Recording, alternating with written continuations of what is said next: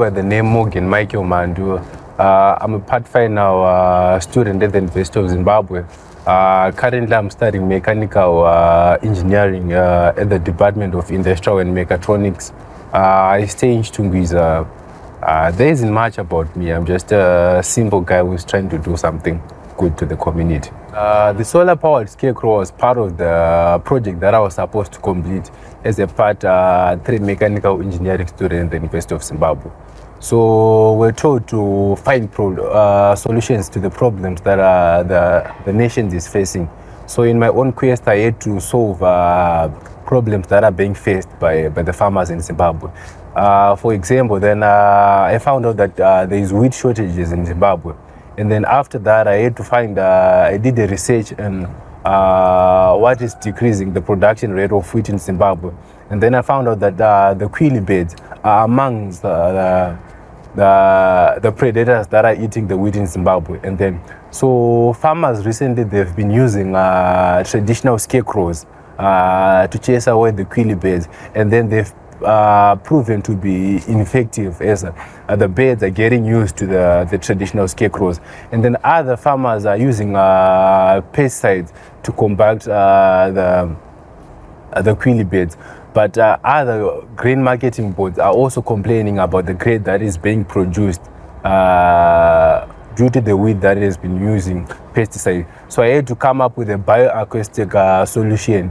And this is a solar-powered scarecrow. So a solar-powered scarecrow, it is friendly to both the wheat, the farmers, and at the same time, the environment, the ecosystem, as it is protecting the birds, and it is also producing a good grade for the farmers. So I was just trying to strike a balance. And then as for the solar-powered part, we all know that most of the rural areas, they are not electrified. So I had to come up with a way that can support farmers. Whereas with planting a scarecrow in the midst of a field, we all know that fields are not, they do not have electricity. So solar power came in as a major boost for my project.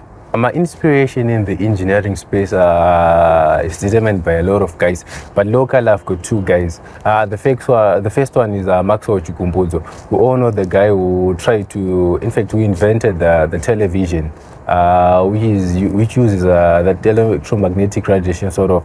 And then we also know Daniel Chingoma, who invented the famous helicopter. We also don't know if it worked or not, but I think those guys, they motivate me big time because those ideas, those crazy ideas, they are good for the industry. And then globally, we have Elon Musk. That's a tech giant. He's one of the guys who inspires me a lot. Today I'm sitting with my friend Malvern, and he is going to be letting us know a bit more about automation and artificial intelligence. Now, you're one of the hottest guys in Zimbabwe right now. Yeah, in terms of the robotic space, you're a superstar, you are upcoming, and you're doing quite a lot. I understand you're studying computer engineering at the moment. Yeah. Okay, and how's that going? Computer engineering is really great. You'll be studying hardware, you'll be studying software, so fusing the two together, it's awesome. Exactly. You can produce something extra. I like it. I like Dragon Ball Z, like fusion. I mean, you can do a lot, Yeah, but I am always very skeptical about artificial intelligence and robotics. That combination is killer, if I can say that. I mean, we've seen ChatGPT, we've seen the guys from HiveMind creating, essentially software and AI programs that communicate with each other. I mean, think about that. You've already got this powerful brain loaded with so much data collected over hundreds and hundreds of years of human history. And you know that that's a brain. So now you're going to give that brain a body. You're going to give that brain a body. Oh, wow. Okay. And I'm sure you've done something similar. Yeah. So can you tell us what actually goes behind creating an AI program, or rather creating software that's going to be powering a robot? Okay. Essentially robots without AI, they're kind of nothing. Yeah, it's just because a shell. It's like a human without a brain. I mean, they're dummies. So you need to put them some intelligence into them, right? So for you to put that intelligence, you have to feed them data. because we want them to be like humans. We want them to mimic human activity. We want them to do some tasks that human can do. But now we want robots to do them.